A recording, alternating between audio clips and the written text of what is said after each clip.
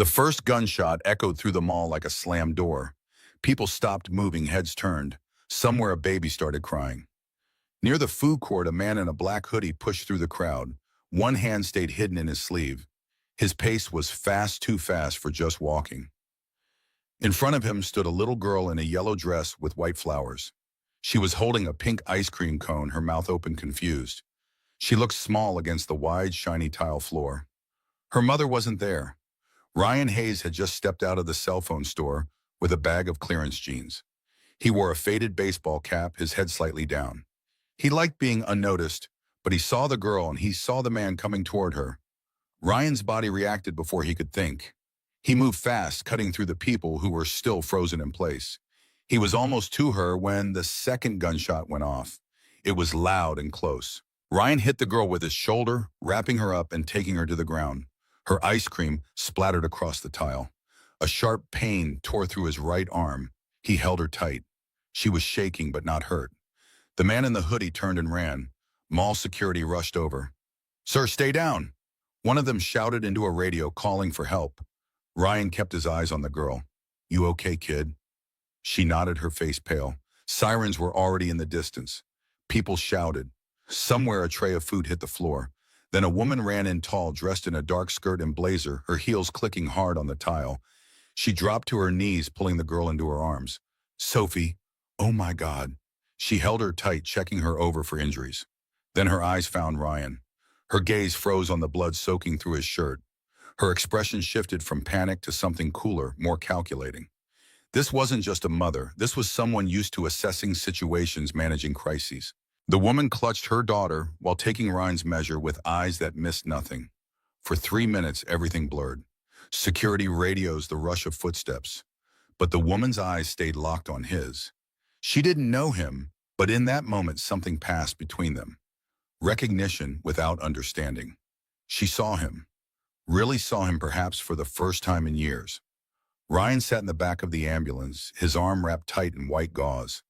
The EMT had asked if he wanted to go to the hospital, but he said no. He couldn't afford another bill. At 34, Ryan lived a quiet life. He worked nights stocking shelves at a warehouse on the edge of town. He had a small 2-bedroom apartment where his 8-year-old son Aiden slept in the room with the only window that got morning light. Ryan didn't complain much, but when people saw him, old Gene's calloused hands, they didn't expect much from him either. That was fine with him most of the time. The woman from the mall stood a few feet away now, holding her daughter. Her name was Victoria Bennett. You could tell by her voice when she spoke to the police. Calm, firm, used to being in control. She wore clothes that cost more than Ryan made in a week. People listened when she talked. Victoria was the CEO of Horizon Innovations, a growing tech company in the city. Everyone here seemed to know her name.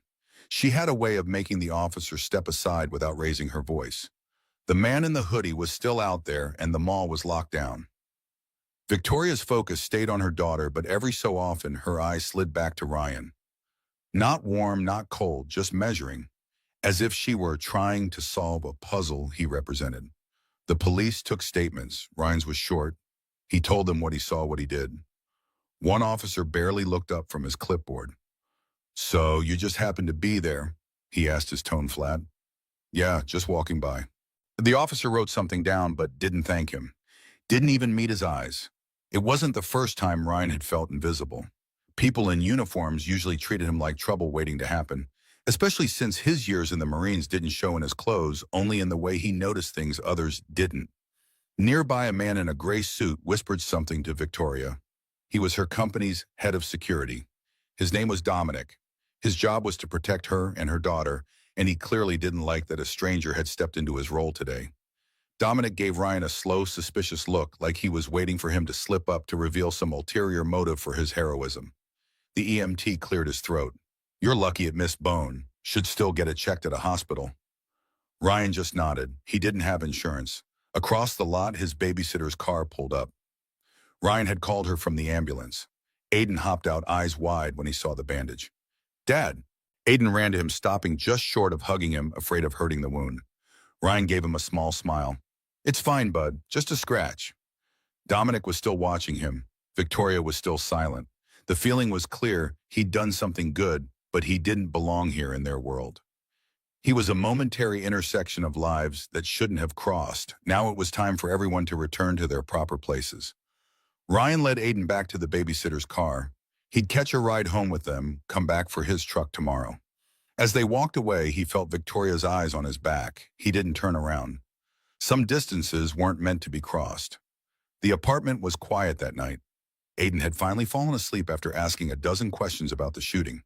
Ryan sat at the kitchen table, a glass of water untouched before him, the bandage pulled tight across his arm. The local news played quietly on the small TV in the corner. A warehouse worker became an unlikely hero today, the anchor said, when he saved a young girl from what police are calling an attempted abduction at Westfield Mall. Ryan's grainy image filled the screen standing beside the ambulance. He looked smaller than he felt older in the harsh light. The caption beneath read, Ryan Hayes, 34, warehouse worker.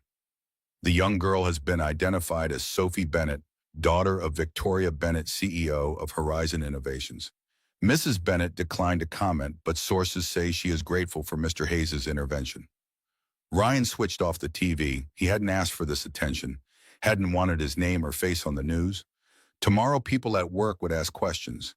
His supervisor would give him that look, half impressed, half suspicious, as if Ryan had somehow planned this disruption to the orderly warehouse routine. His phone buzzed with a text from his sister in Ohio. Saw you on the news, my brother, the hero. Ryan didn't respond. Hero, the words sat uncomfortably. Heroes were celebrated, heroes were seen. For 3 years, he'd worked at building a life where he could be invisible, where no one asked about the nightmares that sometimes woke him, shouting orders to men who weren't there, where no one wondered why a man with his training and skills was stocking shelves for minimum wage. The pain in his arm throbbed dully. He should take the prescription the EMT had written. But he wouldn't fill it. Too expensive. He'd managed with over-the-counter stuff, always had before. 2 days later, Ryan was back at work in the warehouse. The bandage on his arm tugged whenever he lifted a box, but he didn't say anything. His supervisor, Carl, was watching him from the office window like he always did when someone slowed down. Ryan kept moving. Nights here were long and quiet, rows of pallets, the beep of forklifts, the smell of cardboard. But tonight wasn't normal. Word had spread. Co-workers who had barely nodded at him for years now stopped to ask about the shooting. Some seemed genuinely concerned. Others just wanted the thrill of proximity to something exciting. Ryan kept his answers short, focused on his work. By midnight, most had lost interest. Near the end of his shift, his phone buzzed. Unknown number. Mr. Hayes? The voice was sharp male. This is Dominic Reynolds, head of security for Horizon Innovations. Ryan stopped walking. The fluorescent lights hummed overhead. Mrs. Bennett would like to speak with you, in person, this afternoon at our headquarters. It wasn't a request. Ryan thought about refusing, but curiosity got the better of him. What could Victoria Bennett possibly want with him now? He agreed to be there at 2. That morning, after dropping Aiden at school, Ryan called his regular babysitter. She couldn't make a doctor's appointment. He tried his backup, an elderly neighbor who sometimes watched Aiden. She had bridge club. Ryan sat in his truck staring at his phone. He had exactly 2 childcare options, and both were unavailable. This was his life, a constant tightrope walk without a net. People with money didn't understand what it meant to have no slack in the system, no margin for unexpected meetings. Finally, he called his sister. She lived 2 hours away but had been wanting to visit. She agreed to come, though it would mean missing work herself. Another debt he'd have to repay somehow. At 2 o'clock, Ryan stood in the glass lobby of Horizon Innovations headquarters. It was all clean lines, expensive furniture, and people in suits moving fast with coffee cups in hand. He felt out of place in his flannel shirt and work jeans. The receptionist had looked him up and down when he gave his name, her smile never reaching her eyes. Mr. Reynolds will be with you shortly. Ryan sat in a chair that probably cost more than his monthly rent. The wound in his arm throbbed. He hadn't slept well, the combination of pain and late shift leaving him ragged around the edges. Above the reception desk and a large screen played a company promotional video. Victoria's face appeared, speaking confidently about innovation and the future. In that polished setting with perfect lighting and designer clothes, she seemed even further removed from his world than she had at the mall. Dominic appeared by the elevators. No handshake, no smile. This way, dear mom, he said. His tone was clipped. They walked in silence to the 27th floor. The elevator was fast and silent, nothing like the grinding machinery at the warehouse. Dominic led him through open office spaces where people glanced up briefly, then back to their screens. No one seemed surprised to see a man in worn jeans walking through. Perhaps Victoria Bennett often brought in strange charity cases. They walked into a conference room where Victoria was already seated at the head of the table. She looked like she had stepped out of a magazine, navy suit, hair perfect, but her eyes were tired and her phone was buzzing on the table. She silenced it without looking. "Mr. Hayes," she began, "we appreciate what you did at the mall." Ryan nodded. "I'm glad she's okay." Simple, direct, no need to elaborate. Dominic crossed his arms. "Here's the issue. You've been in the news. Some reporters are asking questions about you, your past. We'd like to make sure there's nothing that could put Mrs. Bennett or her daughter at risk." Ryan's jaw tightened. "I didn't do anything wrong." Dominic didn't flinch. "That's what we need to be certain of." Victoria leaned forward. "We live in a world where stories get twisted. I can't have my daughter's name linked to someone who might—" She stopped herself. "I just need to know you're not a threat." Ryan had been looked at this way before, like he had to prove he deserved to stand where he was. "I'm not a threat to anybody. I work. I take care of my kid, that's it." Dominic slid a piece of paper across the table. "Sign this non-disclosure agreement and agree to stop talking to the press if they find you. We'll also need to run a background check." Ryan stared at the paper. "So you want me to sign away my right to talk about saving her?" "It's about privacy," Dominic said. "It's about control," Ryan said quietly. The words hung in the air between them. The air in the room went still. Victoria's phone buzzed again. She didn't answer it. Instead, she studied Ryan with new intensity, as if seeing something in him she hadn't noticed before. There was a military precision to his posture, a controlled awareness of the space around him that most civilians lacked. "We're offering to cover any medical costs from the injury," she said, her tone softening slightly. "I'm fine," Ryan said, standing. "I didn't come here for money." Dominic stepped into his path. "Think about your son before you make this harder than it has to be." That hit harder than the bullet. Ryan went very still. His voice when it came was low but perfectly clear. "Don't ever use my son to threaten me." Something flickered in Victoria's eyes, surprise, perhaps respect. For just a moment, her corporate mask slipped and Ryan caught a glimpse of the mother beneath the woman who had run through the mall in heels, desperate to find her child. "Mr. Reynolds, that's enough," she said. "Mr. Hayes is free to go." Ryan walked out without another word. In the elevator, he exhaled slowly, controlling the anger that had risen at Dominic's implied threat. He had spent years learning to manage that anger, to channel it into precision rather than explosion. Those were skills the Marines had given him, skills that had kept him alive in places where losing control meant losing everything. When Ryan got home, Aiden was sitting at the kitchen table doing homework. His sister had made mac and cheese, Aiden's favorite. "How was it?" Aiden asked, pencil hovering over math problems. "Just a meeting," Ryan said, dropping his keys into the bowl by the door. He didn't mention the paper. He didn't mention the way Dominic had looked at him like a problem to be managed. Aiden had enough to worry about. Fourth grade was hard enough without adult problems. The next morning, Ryan's phone rang while he was making Aiden's lunch for school. Carl from the warehouse. "Ryan, Carl said corporate wants to talk to you. Seems they got a call from someone at Horizon Innovations." Ryan frowned. "About what?" Carl sighed. "Didn't say, but they're nervous. You know how it is. We can't have bad press. Might be best to take a few days off." A few days off meant no paycheck. Rent was due in 2 weeks. Aiden needed new winter boots. The bullet wound in Ryan's arm seemed to throb in time with his heartbeat. "Carl, I need the hours." "I know, man. But orders came from upstairs. Nothing I can do. Think of it as paid vacation. 2 days, that's all." But Ryan knew what paid vacation meant for hourly workers. It meant go away until we decide if you are worth the trouble. It meant your next paycheck will be light. It meant the razor-thin margin between making rent and falling behind just got thinner. Outside the kitchen window, Aiden was waiting for the school bus lunchbox in hand. He looked small in his too-big jacket, a hand-me-down from a cousin. Ryan had promised him a new one this winter. Promises were easy. Keeping them took money. Ryan's phone buzzed again. Another unknown number. He didn't answer. He didn't know yet if the shot he'd taken was the real wound, or if the worst was still coming. That night, Ryan sat at the kitchen table after Aiden went to bed. The TV was on low in the background, some news anchor talking about the mall shooting, but Ryan wasn't listening. He had a small wooden box in front of him. He hadn't opened it in years. The brass latch was worn from time, and when he flipped it open, the faint smell of oil and leather drifted out. Inside were three things: a folded American flag, a tarnished military challenge coin, and a letter creased so many times it was starting to tear at the edges. He didn't take the letter out. He just looked at it, remembering. The air was hot and dry, the kind that sticks in your throat. Ryan lay flat on the roof of a sand-colored building, his rifle balanced on its bipod. Through the scope, the streets below looked close enough to touch. He heard his spotter's voice in his ear. Calm, focused. He adjusted his breathing. Slow, steady, and locked on to the target. Every muscle in his body knew what to do without thinking. The shot had to count. It did. Back in the kitchen, Ryan shut the box and slid it back into the cupboard above the fridge behind a stack of old tax forms. He didn't talk about those years. Not to Aiden, not to anyone. People saw the worn baseball cap, the warehouse job, and thought they knew him.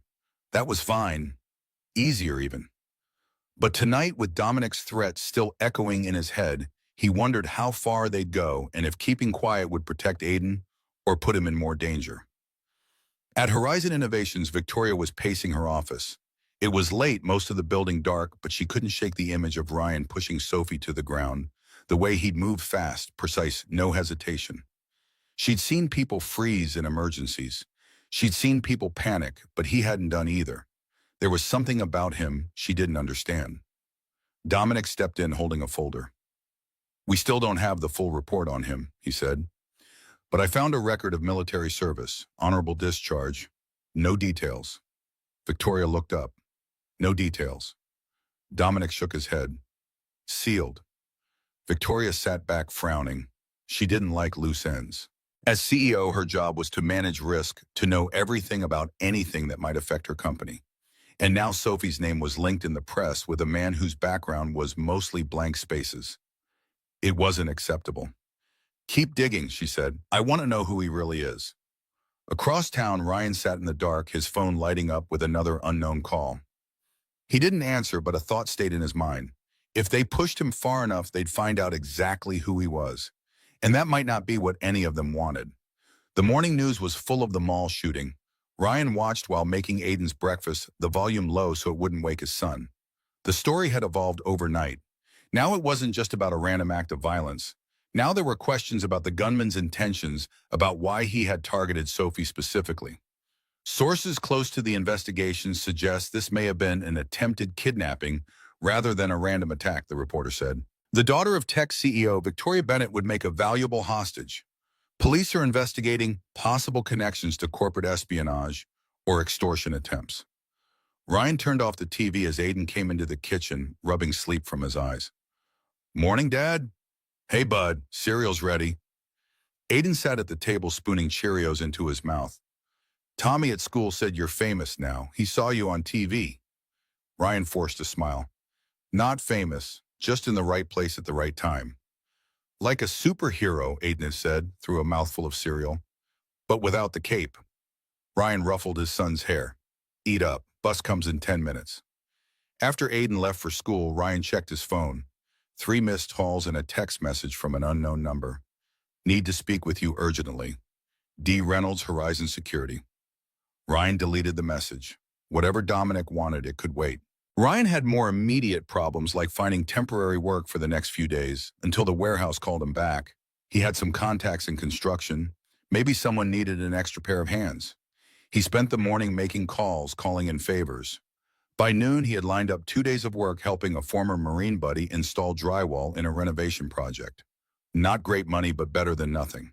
Ryan was changing into work clothes when there was a knock at the door, loud, insistent. Through the peephole, he saw 2 men in suits and a woman with a badge. Federal agents. His stomach tightened. When he opened the door, the taller man spoke first. "Mr. Hayes, we need you to come with us. It's about the mall shooting." Ryan's gut tightened. "Am I under arrest?" "No," the woman said, "but your name has come up in connection to new threats against Victoria Bennett and her daughter." We believe the shooter wasn't acting alone. Aiden looked up from the table where he'd been drawing. Ryan crouched to meet his eyes. Finish your homework. I'll be back soon. Promise? Aiden's voice was small. Promise. Ryan grabbed his jacket, wincing slightly as the movement pulled at his injured arm. He followed the agents out to a black SUV parked at the curb. The ride to Horizon Innovations was silent. Ryan watched the city pass by the gap between his neighborhood and the gleaming downtown towers growing wider with each block. The agents didn't offer information, and he didn't ask questions. He'd been in enough government vehicles to know when talking wouldn't help. At Horizon's headquarters, the building was swarming with security. The lobby that had been sleek and quiet days ago was now full of uniformed officers and anxious employees. Dominic was barking orders into a radio when Ryan walked in with the agents. His eyes narrowed instantly. "What's he doing here?" Dominic demanded. The woman with the badge replied, "Because he might be the only one who can stop what's about to happen." Ryan said nothing, but his eyes scanned the room. The nervous receptionist, the guards shifting at the entrance, the delivery truck idling too long outside the glass doors. Something clicked in his mind. He walked to the security monitors without asking permission. On one screen, a man in a cap and maintenance uniform wheeled a cart toward the service elevator. His posture was wrong, too rigid, too fast. "That's him," Ryan said. Dominic scoffed. "We've got hundreds of contractors here. What makes you think—" "His right hand never leaves his pocket," Ryan interrupted. "He's hiding something, and he's using a false gait to keep a limp from showing. That means prior injury, probably military or police." Dominic blinked, thrown off. "You can tell that from a grainy camera feed." Ryan didn't answer. He was already moving. The service hallway smelled like cleaning chemicals and oil. The man with the cart was halfway to the elevator when Ryan called out, "Stop right there." The man froze, then kept walking. Ryan's voice went sharper. "You don't want to do this." The man turned slightly, his left shoulder dipping, a telltale sign of someone reaching for a concealed weapon. Ryan closed the distance fast. His injured arm held tight to his side. His other hand moved like it remembered 1,000 repetitions. In one motion, he kicked the cart sideways, sending it crashing into the wall, and grabbed the man's wrist, twisting it until a black handgun clattered to the floor. The man swung at him, but Ryan ducked, hooked his leg, and brought him down hard. By the time security arrived, Ryan was kneeling on the man's back, the gun kicked out of reach. Back in the lobby, chaos had erupted. Employees gathered whispering. Victoria rushed in, pulling Sophie close when she saw the weapon in the evidence bag. Dominic tried to speak, but the lead officer cut him off. "If this man had gotten upstairs, we'd be dealing with a hostage situation right now." Hayes spotted him in under 10 seconds. Dominic's jaw worked, but no words came out. Victoria looked at Ryan, really looked at him for the first time without the filter of suspicion. "You've done this before." Ryan's voice was even. "Once or twice." Dominic finally spoke, his tone brittle. "You have training." Ryan didn't answer directly. "Let's just say I used to keep worse people than him from hurting good people." There was a long pause. Then Victoria turned to Dominic. "From now on, if Ryan says something's a threat, you listen." The shift was instant. The same man who had cornered Ryan in a conference room 2 days ago now stood silent, the power gone from his posture. Ryan felt no satisfaction in the victory. He knew how quickly tides could turn, how easily today's hero became tomorrow's liability. Later, when the crowd had thinned and the police were gone, Victoria approached Ryan. In the quiet of the lobby, "You didn't have to come today," she said. "I know," he replied. "You saved her twice now," she said, glancing towards Sophie, who was coloring at a table nearby. "And you stopped something we didn't even see coming." Ryan shrugged. "You just have to know where to look." For a moment, there was nothing but the soft sound of Sophie humming to herself. Then Victoria said, "Maybe I was wrong about you." Ryan gave a small smile. "Maybe." For the first time, Victoria seemed uncertain, her corporate armor showing a crack. "Mr. Hayes, Ryan, I'd like to talk more. About security. About what you saw that we missed." Ryan checked his watch. "I need to get back to Aiden, I promised." Understanding flashed in Victoria's eyes. "Of course, tomorrow then?" Ryan nodded. "Tomorrow." As he walked out of the building, Ryan felt lighter than he had in days. Not because of the recognition or the grudging respect he'd earned, but because for the first time in years, someone had seen what he could do instead of what he couldn't. Someone had valued the very skills he'd been hiding. He called his sister from the car the agents had arranged to take him home. "I might be late tomorrow," he said. "Can you stay another day with Aiden?" "Everything okay?" she asked. Ryan looked back at the Horizon building gleaming in the afternoon sun. "Yeah," he said, "I think it might be." The story hit the local news that night. Headlines read, "Warehouse worker stops second attack at Horizon Innovations." Clips showed security footage of Ryan bringing the suspect down. Reporters called him a hero and a man of few words. For once, the attention didn't come with suspicion. In his apartment, Ryan helped Aiden with math homework. The boy was struggling with fractions. "You have to find the common denominator," Ryan explained. "The number that connects them both." As he said it, Ryan thought about Victoria Bennett, how different their lives were, how unlikely their connection. Sometimes the universe found strange denominators, numbers that shouldn't divide evenly into each other, but somehow did. His phone buzzed with a text. "Victoria's personal number. Security briefing tomorrow 10 a.m. Car will pick you up at 9:30. Thank you for today." Ryan set the phone down. Aiden looked up from his homework. "Dad, are you going to be a hero again tomorrow?" Ryan smiled. "No, bud. Tomorrow I'm just going to be a guy who notices things. That's all I've ever been." But as he said it, Ryan knew something had changed. The invisible man had been seen. The walls he'd built around his past had cracked. And somewhere in that crack, a new possibility was taking root. That night, as Aiden slept, Ryan opened the wooden box again. This time, he took out the letter. The paper was thin, yellowed at the edges. The handwriting was cramped but precise. "To the man who saved my children," it began. "There are no words for what you did for the shot you took when no one else could.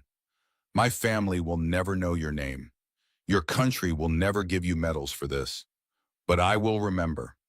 And somewhere in this broken world, 3 children will grow up because you did what heroes do. You saw what needed to be done, and you did it without hesitation, without reward, without recognition." Ryan folded the letter carefully and returned it to the box. Tomorrow would bring questions he wasn't ready to answer about classified missions and skills the public wasn't supposed to know existed. But tonight, in the quiet of his small apartment, with his son sleeping safely down the hall, he allowed himself to remember the man he had been before he became invisible. The sniper on the rooftop. The Marine who never missed. The protector who saw threats before they materialized. Ryan Hayes closed the box and placed it on the shelf. Tomorrow he would step into the light just a little. Not for recognition or reward, but because sometimes being unseen wasn't a choice, it was a luxury others couldn't afford. Sophie couldn't hide from those who would harm her. Victoria couldn't shield her company from threats she couldn't see. Sometimes the greatest act of protection was making yourself visible again. 2 days later, Victoria asked him to come back to Horizon Innovations. This time when he stepped into the lobby, the employees didn't stare with doubt. Some smiled. One woman even clapped softly as he passed. Word had traveled fast. Ryan kept his head down, uncomfortable with the attention, but steadied by the purpose that had brought him here. Victoria met him in her office, the skyline behind her glowing in the late afternoon light. She stood instead of sitting behind the desk. "I owe you an apology," she said. "I judged you based on how you looked, not who you are. That's not the kind of person I want to be, or the example I want to set for my daughter." Ryan nodded but didn't let her off the hook with a quick, "It's fine." He stayed quiet, letting her fill the silence. "I also owe you thanks," she continued. "Twice now you've put yourself in danger to protect Sophie. That's not something I can repay with words." She took a breath. "I'd like to offer you a position here, security consultant to start, working with our team to identify vulnerabilities." Ryan blinked. "I already have a job." Victoria smiled faintly. "One that barely pays you and doesn't use half your skills. This would come with benefits, health insurance for you and your son, and a salary that means you don't have to worry about rent every month." He looked at her for a long moment. "You sure your head of security will be okay with that?" Her smile sharpened. "Dominic has been placed on administrative leave pending review. His arrogance nearly cost lives." Ryan moved to the window, looking out at the city below. From up here, the warehouse district where he worked was just a cluster of gray rectangles in the distance. "I don't belong in a place like this," he said quietly. "Neither did I once," Victoria replied. I grew up in a double-wide trailer in Rowell, Pennsylvania. My father worked road construction. My mother cleaned houses for the wealthy. I was the first in my family to go to college. Ryan turned surprise evident in his face. People see me now and assume I was born into this, Victoria continued. They don't see the years of fighting to be taken seriously, of being underestimated, of having to work twice as hard for half the recognition. We're not so different, you and I. For the first time, Orion saw her not as the CEO, not as Sophie's mother, but as a woman who had built walls of her own, who understood what it meant to be judged by appearances rather than abilities. I'll think about it, he said. Victoria nodded. That's all I ask. As Ryan left the building, his phone buzzed. The warehouse. Carl's voice was apologetic. Corporate says you can come back tomorrow, but they're watching. Any more publicity and... He didn't finish the sentence. He didn't need to. Ryan hung up and stood on the sidewalk, caught between two worlds. Behind him, the gleaming tower of Horizon Innovations reached toward the sky.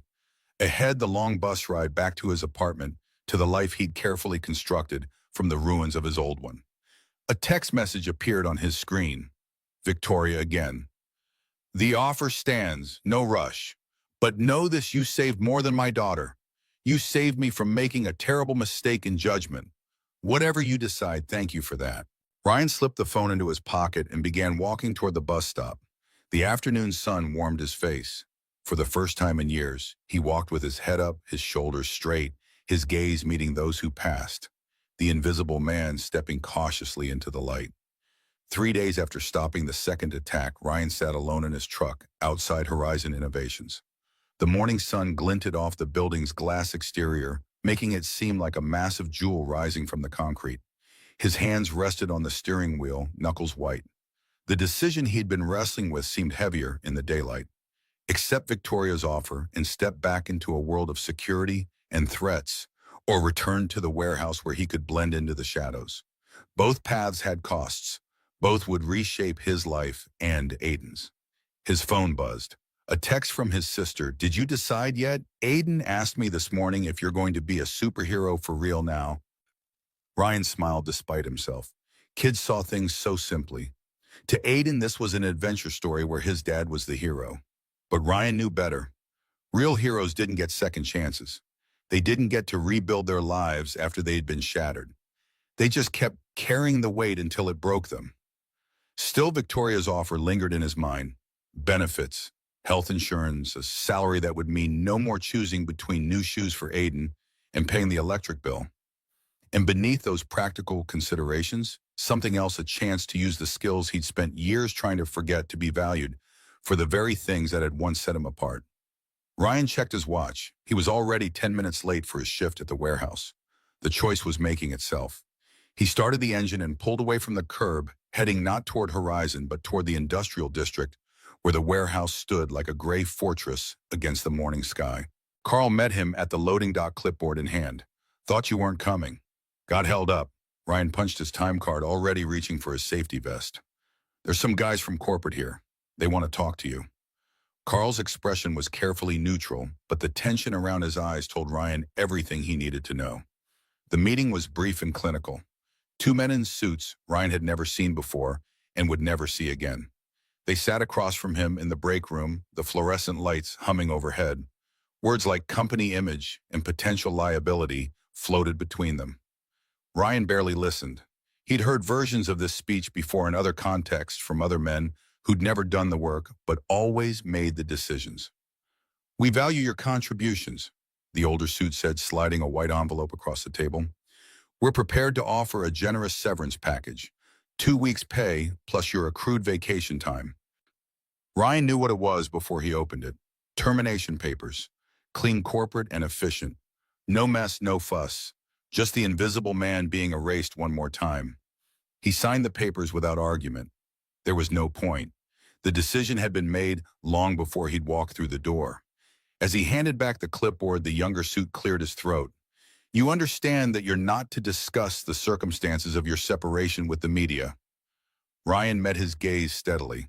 I don't talk to the media. His voice was quiet, but carried an edge that made both men shift uncomfortably. Outside in the bright morning sun, Ryan sat in his truck again. The severance check would cover rent for a month, maybe 6 weeks if he was careful.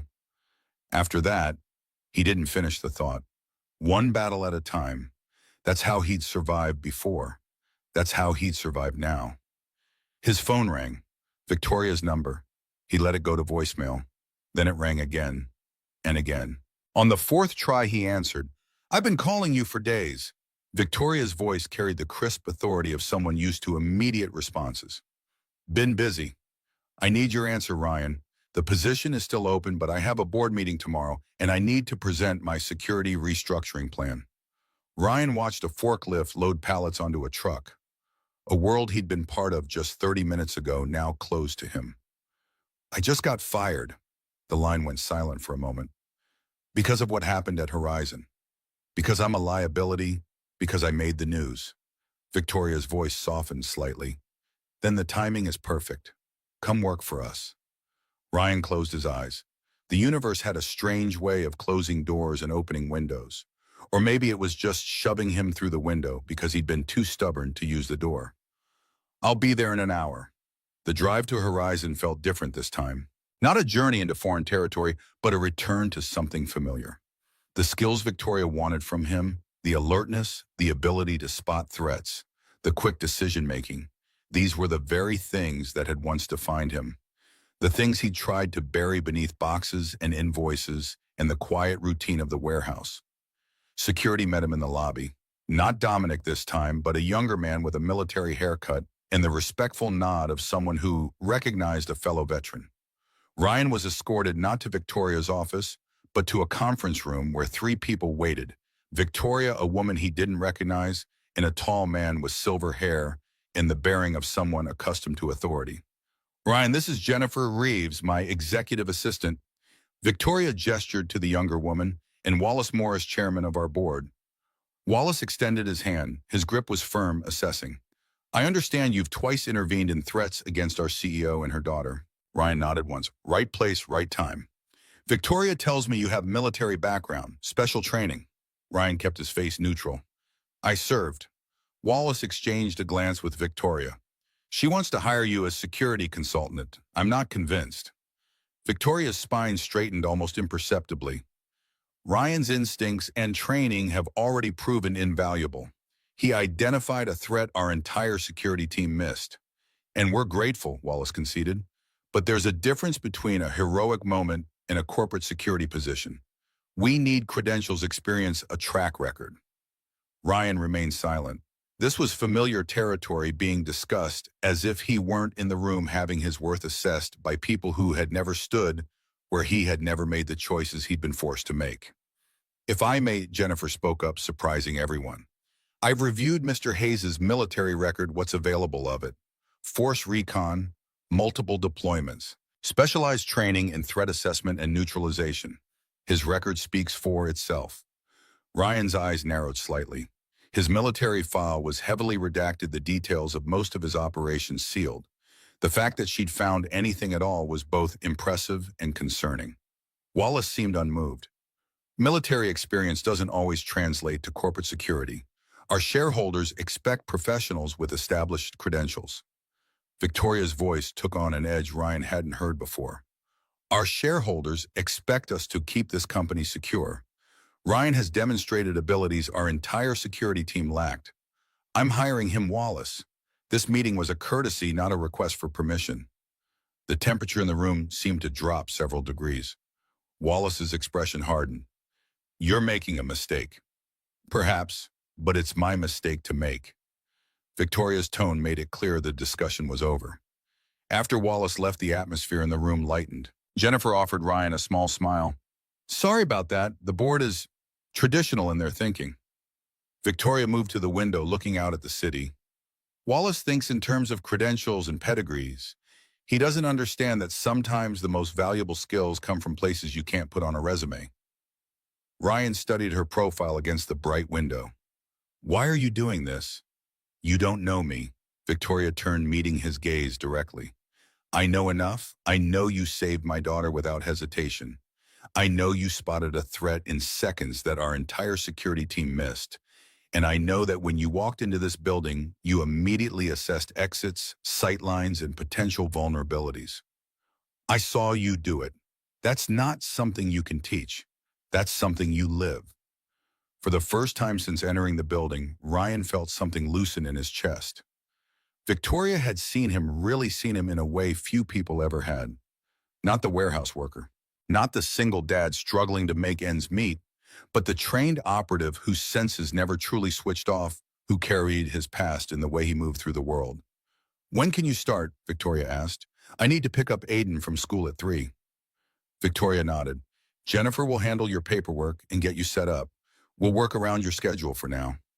She moved toward the door, then paused. "And Ryan, wear whatever makes you comfortable. I don't care if you never put on a suit. I just care that you see what others miss." After Victoria left, Jennifer helped Ryan navigate the maze of corporate onboarding forms, badges, system access, and the 100 small details that transformed a stranger into an employee. As they worked, Jennifer's efficiency reminded Ryan of the best operations officers he'd known in the service, thorough, detail-oriented, and always 3 steps ahead. "Victoria doesn't usually go against Wallace," Jennifer remarked as she entered Ryan's information into the system. "He was her mentor when she first joined the company. She values his opinion." "Then why did she this time?" Jennifer looked up from her tablet. "Because you terrify him." Ryan raised an eyebrow. "I haven't done anything to him." "It's not what you've done, it's what you represent. Someone who can't be controlled by the usual corporate levers. Someone whose value comes from within rather than from the institutions Wallace respects." Jennifer's fingers flew over the screen. "And because Sophie hasn't stopped talking about the hero man since the mall, Victoria might be CEO, but she's a mother first." By the time Ryan left to pick up Aiden, he had a temporary badge, a company email, and a contract that made his eyes widen when he saw the salary figure. It was 3 times what he'd made at the warehouse. The health insurance would start immediately covering both him and Aiden. For the first time in years, he felt the grinding pressure of financial insecurity begin to ease.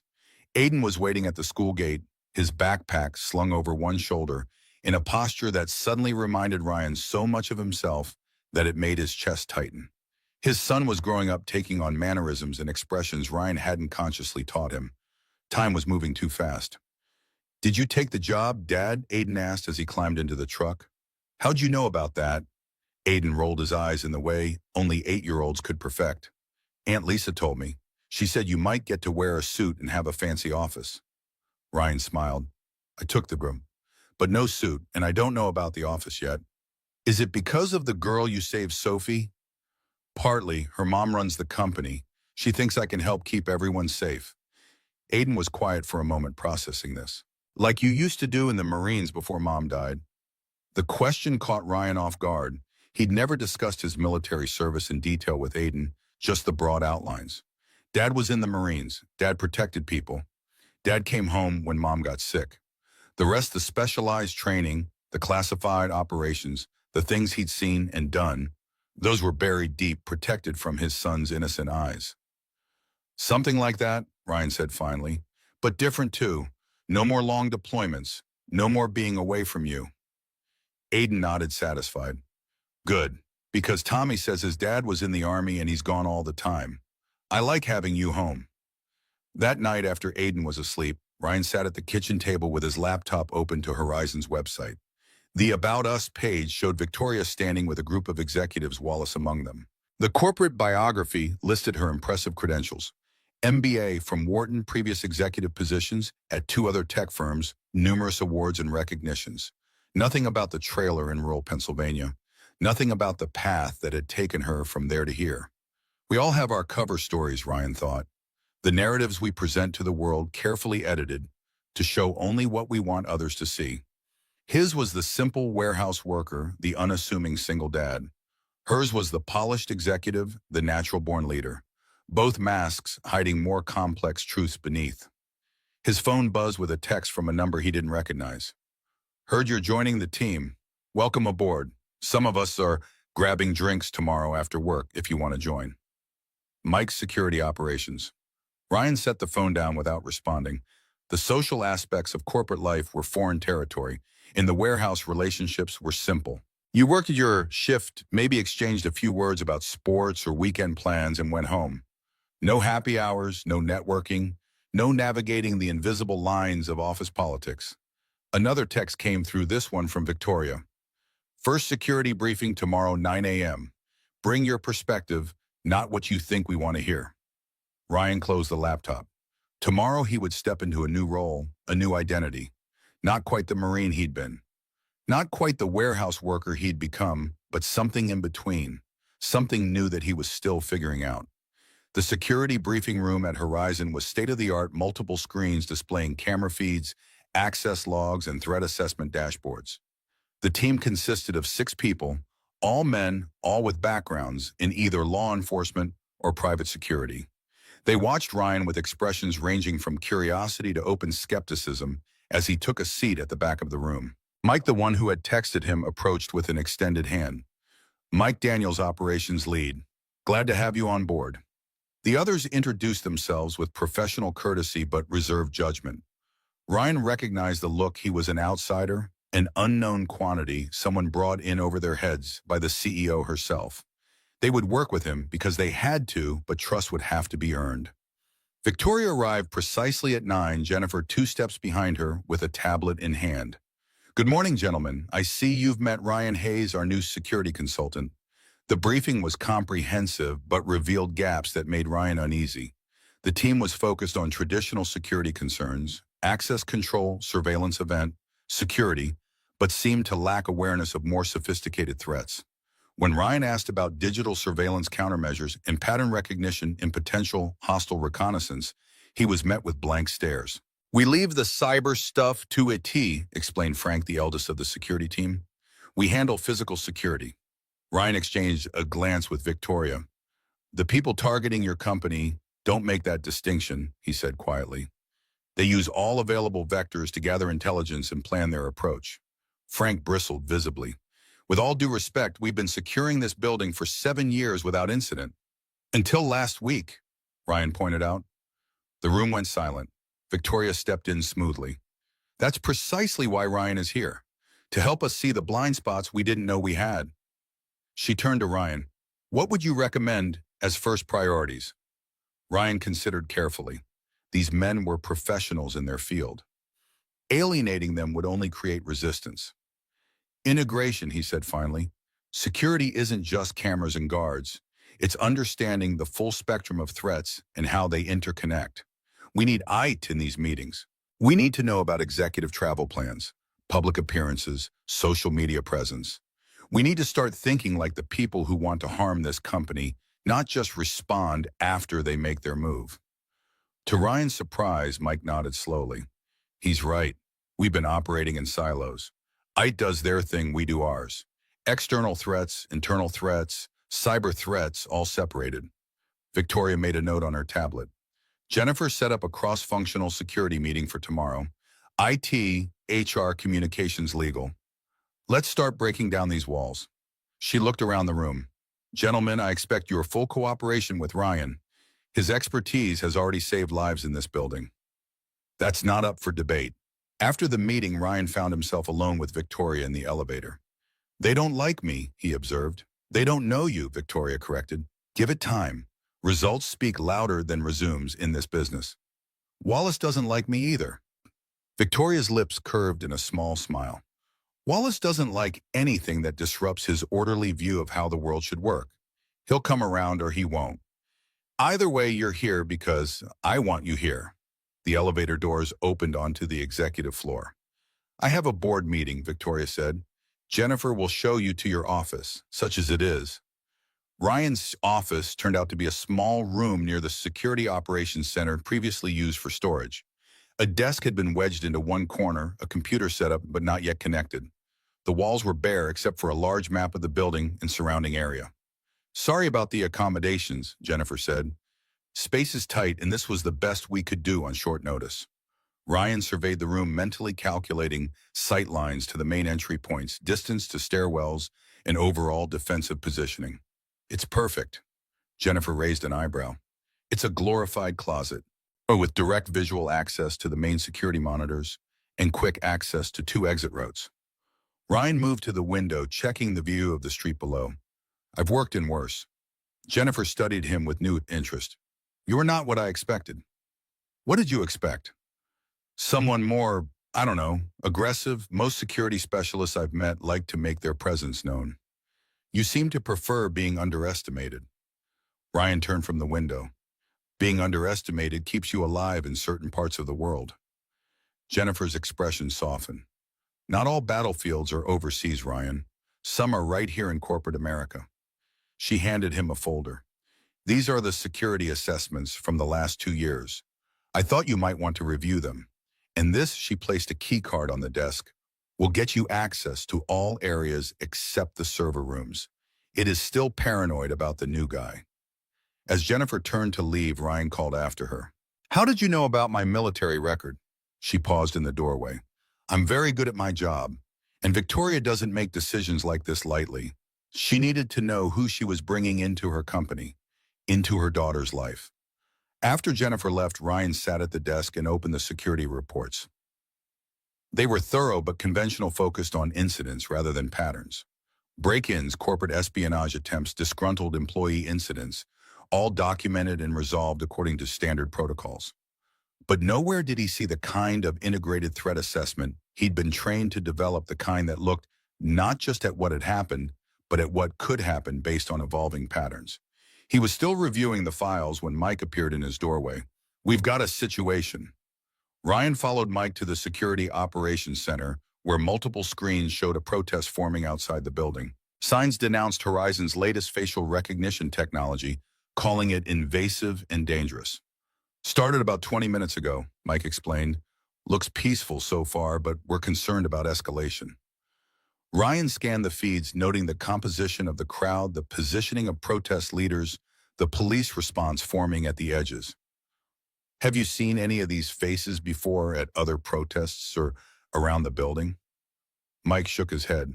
We don't typically track individuals unless they have been flagged as threats. Start tracking now, Ryan said. Look for anyone taking photos of entry points, security positions, staff coming and going.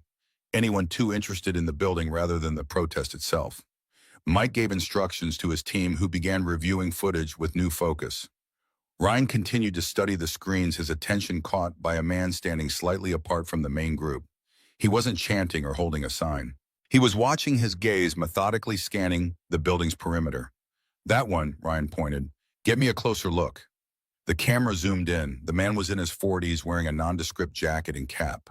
Nothing remarkable about him except the disciplined way he observed the slight bulge under his jacket that suggested a concealed weapon, and the comm device just visible in his ear. He's not a protester, Ryan said. He's using the protest as cover for surveillance. There may be others. Mike looked skeptical. How can you tell? Because I've done the same thing. Ryan turned to the team. Check all entry points. They'll be watching staff exits, delivery entrances, anywhere people might move in or out during a situation like this. The team found 2 more observers positioned at strategic points around the building, all maintaining distance from the actual protest, all with the same focused attention on the building's security measures. What are they doing? Frank asked, his earlier skepticism giving way to concern. Gathering intelligence, Ryan said. Testing your response protocols. Seeing how you handle disruption. He turned to Mike. Does Victoria have any public appearances scheduled soon? Speaking engagements, charity events, anything where her movements would be predictable? Mike checked the calendar. Charity gala next week, annual event for the Children's Hospital. She's the keynote speaker. Ryan's expression darkened. That's what they're preparing for. A target of opportunity when she's outside the building's security perimeter. Should we cancel? Frank asked. Ryan considered for a moment. No, that just postpones the problem. We need to identify who these people are and what they're planning. He looked at the team gathered around him. And we need to set up our own surveillance. Turn their game back on them. For the next hour, Ryan worked with the security team to establish counter-surveillance positions and protocols. To his surprise, once he demonstrated his expertise, the team's resistance faded. They were professionals who recognized skill when they saw it, even if it came in an unexpected package. By early afternoon, they had identified and were tracking 5 suspicious individuals using the protest as cover. Police had been quietly notified to watch but not approach. Ryan had established a network of observation points that gave them comprehensive coverage of all approaches to the building. Victoria found him in the security center as the protest was beginning to disperse. Jennifer said there was a situation. Ryan briefed her concisely, pointing out the surveillance operation they'd uncovered. They're gathering intelligence for something bigger, likely targeting you at the charity gala next week. Victoria absorbed this without visible reaction. Recommendations. We could cancel your appearance. Not an option. That gala raises millions for children's cancer research. I'm not going to let threats dictate my charitable commitments. Ryan nodded, having expected this response. Then we changed the security approach. Different route, different timing, different entry point, and we used the opportunity to identify who's behind this. Victoria studied the security feeds. These aren't ordinary corporate spies or activists. No, Ryan agreed. They're professionals, military or intelligence background. This is a coordinated operation. Something flickered in Victoria's eyes, not fear, but a cold, calculating anger. Someone is targeting my company and using my charity work to do it. It's not just the company, Ryan said quietly. It's you specifically. The attack at the mall, the infiltration attempt here, both focused on locations where you or Sophie would be present. Victoria's composure wavered slightly at the mention of her daughter. Sophie has a school field trip tomorrow. Should I keep her home? Ryan considered carefully. No, disrupting her routine will only cause anxiety, but I'd like to have someone watching the school, just as a precaution. I'll arrange it, Victoria said. And Ryan, thank you for seeing what we missed. As Victoria left, Mike approached. The team's impressed. Nobody spotted those guys until you pointed them out. Ryan shrugged. It's just pattern recognition. You start to see it when you have been on both sides of the equation. Mike gave him a curious look. Just what did you do in the Marines? Ryan's expression closed. That's classified. Mike nodded slowly. Fair enough. But whatever it was, I'm glad you're on our side now. He checked his watch. Weren't you supposed to pick up your kid? Ryan looked at the time and swore softly. It was nearly 3. I need to go. Go, Mike said. We've got this covered. Team drinks are still on for tonight if you can make it. Ryan hurried out, calling his sister as he took the elevator down. Lisa, can you pick up Aiden? I'm running late. Already did, she replied. Figured your new job might keep you. He's helping me make cookies. Relief washed over Ryan. I owe you. Yes, you do. And Ryan, he's proud of you. Keeps telling everyone his dad is a superhero now. After hanging up, Ryan stood in the lobby, suddenly struck by the contrast between the sleek corporate environment around him and the simple life he'd built with Aiden. Worlds colliding in ways he hadn't anticipated.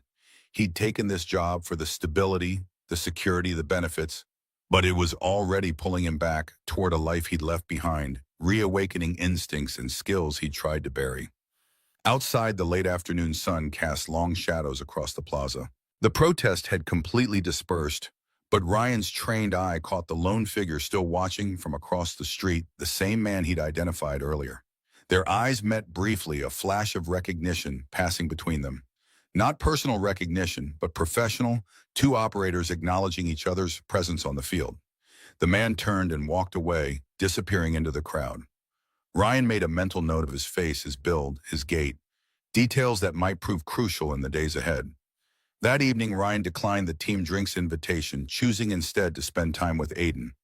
They ate dinner at their small kitchen table, Aiden chattering about school and friends and a science project on volcanoes. Normal everyday concerns that anchored Ryan to this life he'd built, reminding him why he'd chosen it in the first place. Dad, is your new job dangerous? Aiden asked, suddenly interrupting his own story about recess kickball. Ryan considered how to answer. He'd never lied to his son, but there were truths too heavy for 8-year-old shoulders. Sometimes it might be, but that's why they hired me, because I know how to handle dangerous things and keep people safe. Aiden nodded solemnly. Like you did for Sophie. Like that, yes. Is Sophie nice? Tommy said her mom is super rich and famous. Ryan smiled at the simplicity of children's connections. She seems nice, and her mom is important at her company, but she works hard just like other parents. Does Sophie have a dad? The question caught Ryan off guard. I don't know, bud. I haven't asked. Aiden poked at his peas. It's okay not to have both, you know. Some kids at school just have a mom. I just have you, and that's okay. Ryan felt a familiar ache in his chest, the empty space where Aiden's mother should have been. 3 years gone, and still the absence felt raw some days. You're right, it is okay. Families come in all different shapes. Maybe Sophie and her mom could come over sometime. I could show her my volcano project. Ryan nearly choked on his water. The image of Victoria Bennett in their modest apartment, sitting at their scratched kitchen table, was almost comical. Maybe someday, bud. Right now I'm still new at this job. After putting Aiden to bed, Ryan sat on the fire escape outside their apartment window, the night air cool against his face. His phone buzzed with a text from Jennifer. Identified 2 of the surveillance subjects, former military contractors, now working private sector, details tomorrow. Ryan wasn't surprised. The precision of their operation had the hallmarks of professional training. The question was, who had hired them? Corporate rivals, political activists, or something more personal? His phone buzzed again. Victoria this time. Wallace wants to meet with you tomorrow, 8 a.m. He's still not convinced. Be prepared. Ryan slipped the phone back into his pocket, his gaze drifting to the city skyline. Somewhere out there, people were planning their next move against Victoria and Horizon, and he was now squarely in their sightline, a new variable in their carefully calculated equation. He thought about Aiden asleep inside, about the life they'd built together after Maria's death, the quiet, anonymous existence that had been their healing place. Taking this job had shattered that anonymity, drawn them back into a world of threats and countermoves. Was it worth the risk? The answer came to him as he watched a plane's lights move slowly across the night sky. Sometimes safety wasn't found in hiding.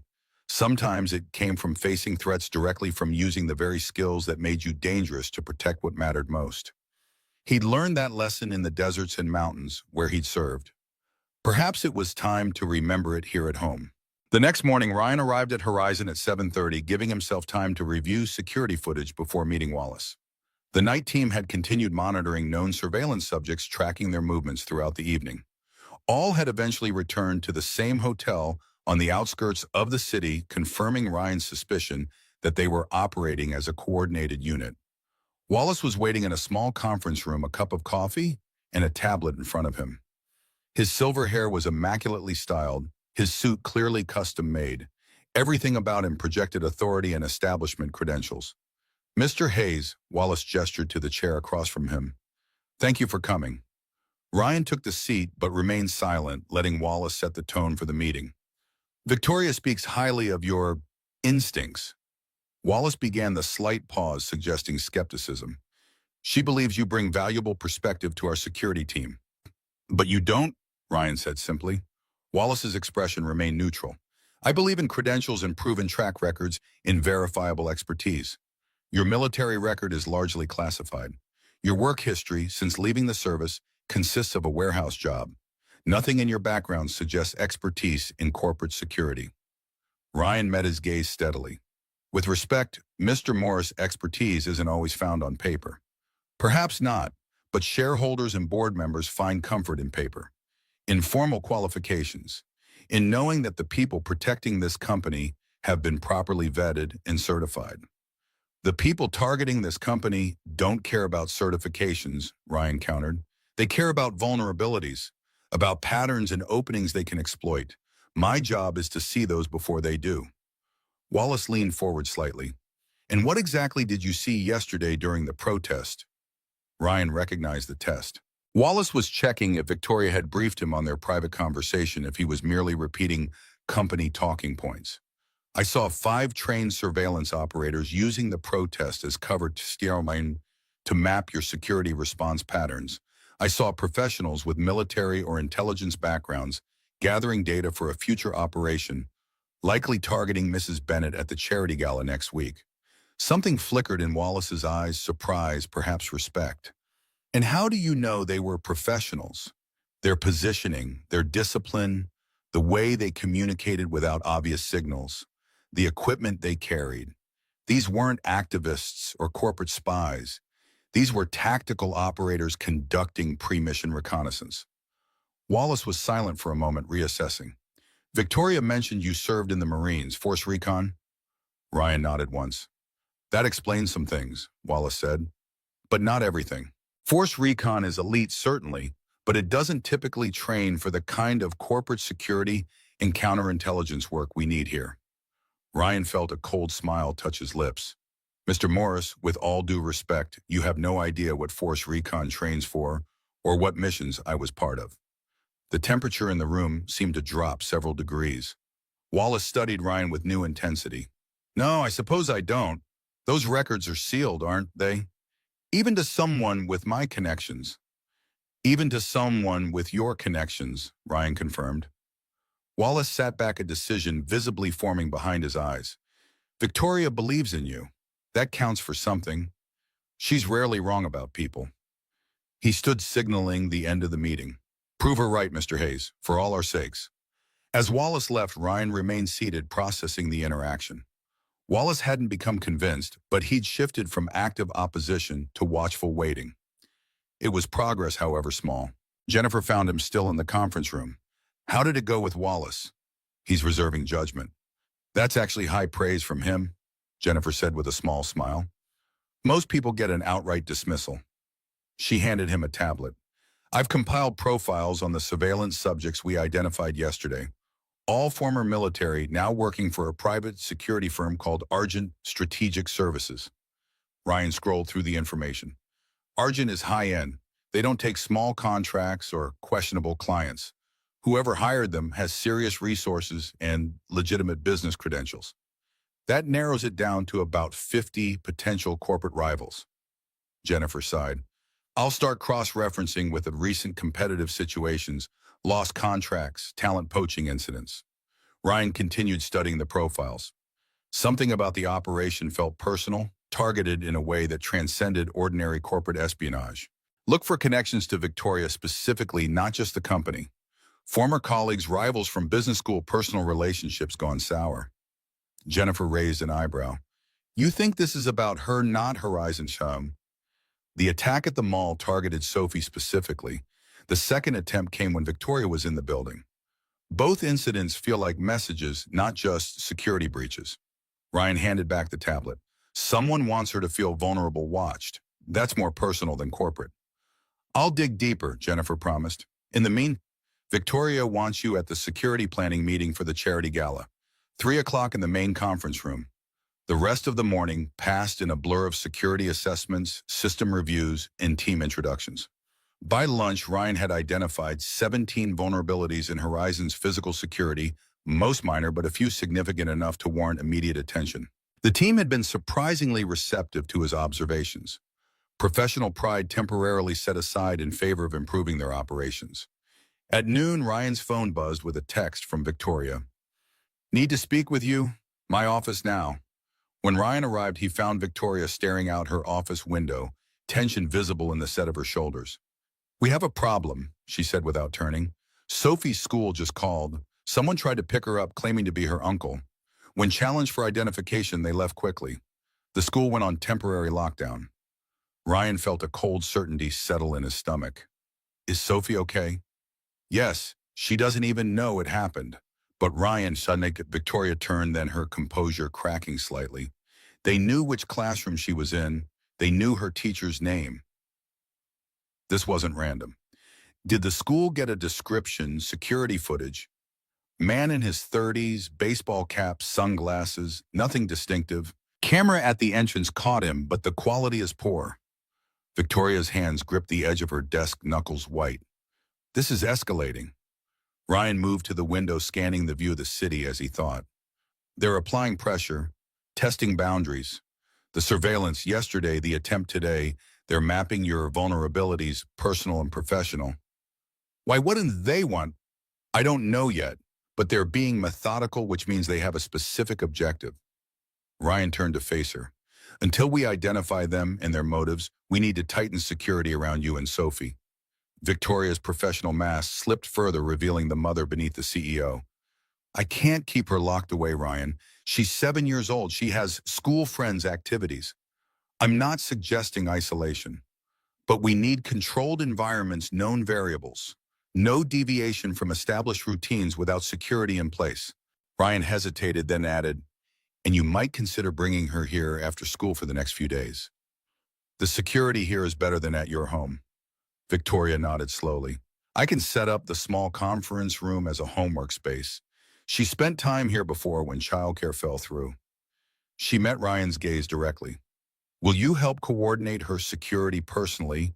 The team respects you, and you've already proven you can spot threats they miss.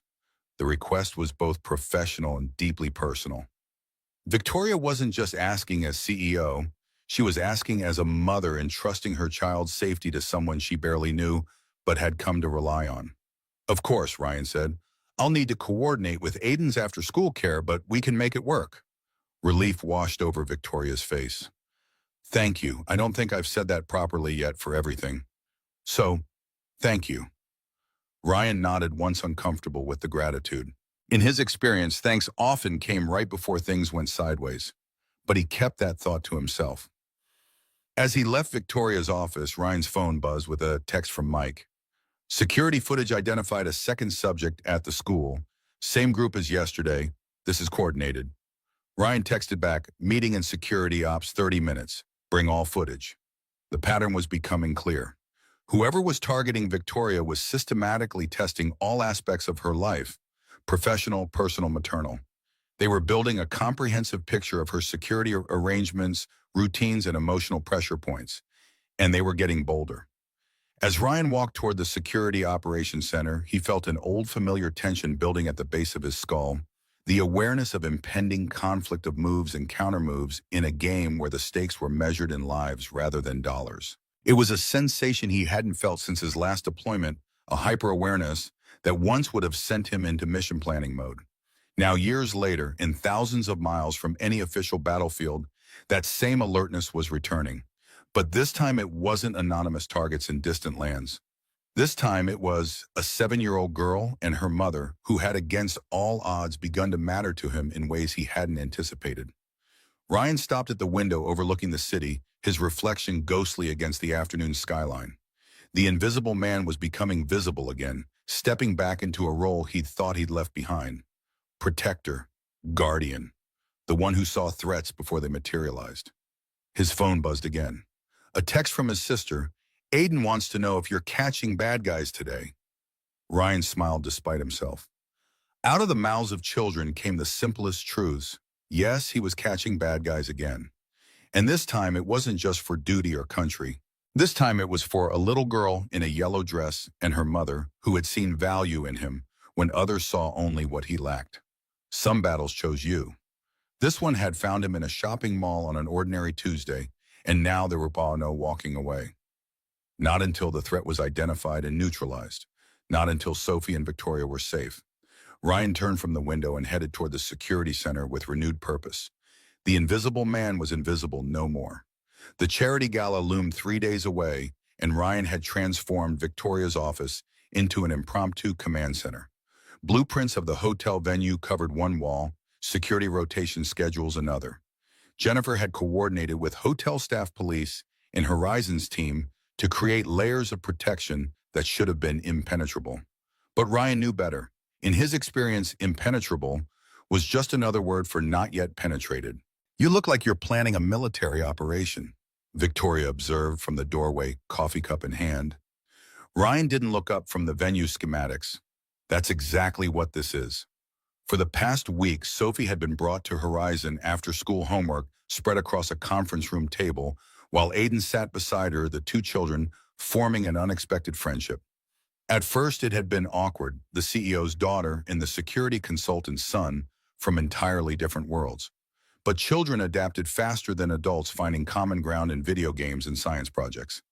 Victoria moved to stand beside Ryan, studying the detailed plans. Is all this really necessary? It's a charity event, not a presidential visit. The people watching you don't care about the charity. They care about predictability. Ryan pointed to 3 marked positions around the hotel. We've confirmed surveillance teams at these locations for the past 48 hours. They're mapping staff rotations, security positions, and timing patterns. Victoria frowned. And we're still going forward. Shouldn't we cancel? Canceling just postpones the problem. They'll adapt to whatever you reschedule. Ryan straightened, meeting her gaze directly. Besides, they've shown their hand by being this visible. That gives us an advantage. What advantage? They think they are the hunters. We need to make them the hunted. Victoria studied him, taking in the subtle transformation that had occurred over the past week. The unassuming warehouse worker had gradually given way to something else, a strategist, a planner, a man whose quiet confidence came from having faced worse threats than corporate espionage. The board is concerned about the expense, Victoria said. Wallace especially. 3 times the normal security budget plus your team's overtime. Ryan's expression hardened slightly. Is Sophie's safety a budget item? The bluntness of the question hung between them. Victoria set down her coffee cup. Of course not, but I need to justify the expenditure in business terms. Tell them we're protecting the company's most valuable asset, its leadership. Ryan turned back to the plans. And remind Wallace that security expenses are always questioned until the moment they're needed. Then they're priceless. Victoria nodded slowly. I've arranged for Sophie to stay with my sister during the gala. She lives upstate, minimal digital footprint, no connection to Horizon and public records. Good. One less vulnerability to manage. Ryan hesitated, then asked, what about Aiden? My sister can't take him that night. Bring him to my sister's too. The kids get along well and it's the safest option. Victoria's offer came without hesitation, surprising them both with its naturalness. Ryan felt something shift between them, a boundary blurring professional and personal concerns merging. Thank you, that makes things simpler. Jennifer appeared in the doorway, tablet in hand. We have a development. Argent Strategic Services just received a significant wire transfer from a shell company in the Caymans. Our financial team traced it back through 3 intermediaries to North Point Technologies. Victoria's expression darkened. James Wheeler. Ryan looked between them. Who's James Wheeler? My former business partner. Victoria said, her voice tight. We co-founded a startup before I joined Horizon. When we got acquisition offers, I wanted to keep the company independent. He wanted to sell. It got ugly. How ugly, come? Victoria's eyes met Ryan's. He claimed I stole proprietary algorithms he developed, tried to sue me but lost when evidence showed the work was collaborative. He walked away with his share of the company, but none of the patents. He's been building a rival firm ever since, always one step behind Horizon. And now he's hired professional surveillance teams to target you and Sophie. Ryan's voice was quiet, but carried an edge that made both women glance at him. That goes beyond corporate rivalry. James always took business personally, Victoria said, but I never thought he'd go this far. Ryan turned back to the security plans, mind recalibrating with this new information. This changes things. Wheeler knows your patterns, your thinking. He's not just some random corporate rival. He knows your vulnerabilities because he worked alongside you. What do we do? The question came from Victoria, but Jennifer was watching just as intently, both women deferring to Ryan's expertise in a situation that had escalated beyond normal corporate security concerns. We changed the plan, all of it. Ryan began pulling down the carefully constructed schedules. If Wheeler knows you, he'll anticipate your standard security approach. So we do something completely unexpected. For the next 2 hours, Ryan rebuilt the security plan from scratch. No standard formations, no predictable rotations, no conventional arrival protocol. By the time he finished, the strategy bore more resemblance to a special forces infiltration than a CEO's appearance at a charity event. This is unorthodox, Jennifer observed, reviewing the final plan. That's the point, Ryan replied. Orthodox is predictable. Predictable is vulnerable. Victoria studied the new approach, eyes narrowing as she processed the tactical shifts. Wallace won't like this. It doesn't follow any of our established protocols. Wallace doesn't need to know the details, Ryan said. Just tell him the plan has been adjusted based on new intelligence. As the day progressed, Ryan briefed the security team on the revised strategy. Most accepted the changes with professional adaptation, but Dominic, recently returned from administrative leave and demoted to a junior position, made his skepticism clear. This isn't how we operate, Dominic objected during the briefing. You're undermining years of established procedure based on what? A hunch about some corporate rival with a grudge. Ryan kept his voice even. Not a hunch, pattern recognition. Wheeler has hired military contractors to surveil Victoria and her daughter. That's not standard corporate espionage. That's targeted intimidation with potential for escalation. And you're the expert on escalation, I suppose. Dominic's tone dripped with sarcasm. The warehouse worker turned security guru overnight. The room went silent. Mike shifted uncomfortably. Frank studied his hands. Everyone felt the tension between the demoted security chief and the newcomer who had effectively replaced him. Ryan met Dominic's gaze steadily. I've seen how quickly its surveillance turns to action. I've tracked that progression across multiple theaters of operation. And yes, in those contexts, I am the expert in this room. No boasting, just quiet certainty. Dominic opened his mouth to retort, but Victoria's entrance cut him short. She surveyed the room immediately, sensing the charged atmosphere. Is there a problem, gentlemen? No problem, Ryan said, not breaking eye contact with Dominic, just ensuring everyone understands their role in the revised security plan.